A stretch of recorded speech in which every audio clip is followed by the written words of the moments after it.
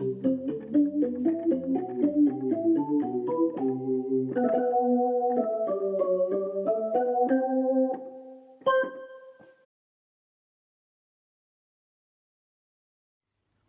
his introduction, Dave Haysom writes that in the world of Chinese literature, authors are generally divided into cohorts bracketed by the decade of their birth.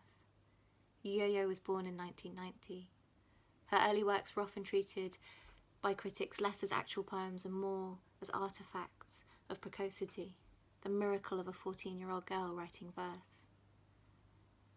A narrative, he goes on to explain, that she confronted head-on with her choice of pen name, Yo-Yo, meaning youthful or immature. Throughout the poems there's a sense that she's performing a very particular kind of femaleness, youthfulness. The first poem begins, "When I grow up, I want to be a girl, fixing the past with my spotless glance. Legs and waist hang, showcased, arranging cut flowers, innocently licking the lid of New Year." I love that phrase, innocently licking the lid of New Year.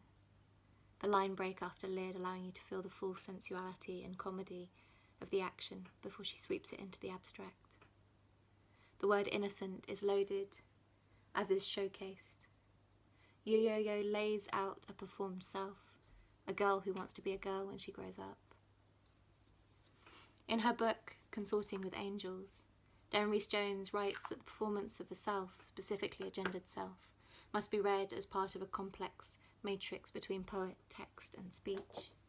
A matrix which she says is mediated through culture, language and the often prescriptive ideas of woman poet and her role.